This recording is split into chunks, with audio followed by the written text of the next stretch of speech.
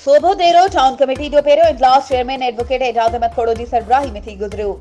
इजलास में रमज़ान शरीफ के महीने की आमद के मौके ते सफ़ाई सुथराई के यकीनी बनाइण, शहर में स्ट्रीट लाइटूं लगाइण समेत 8 वार्डन के प्राइमरी स्कूलन में मासूम ॿारनि खे गर्मी खां बचाव लाइ सोलर प्लेटूं ऐं पखा ॾियण समेत अहम मामलनि ते ख़यालनि जी ॾे वठि कई वई।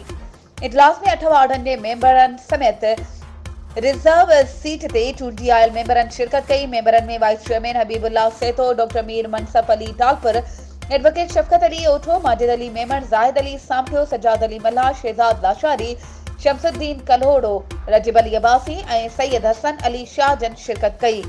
उन मौके ते चेयरमैन टाउन कमेटी सोभोदेरो मेंबरनि खे ब्रीफिंग ॾींदे चयो त जल्द सोभोदेरो लाइ NIT कराए मेगा प्रोजेक्ट शुरू कया वेंदा। इजलास दौरान चेयरमैन साहब सभी मेंबरनि जा मसला ध्यान सां ॿुधाए मेंबरनि खे यकीन ॾियारियो त सभ खां पहिरियां तव्हां जा मसला हल करण की कोशिश कंदासीं।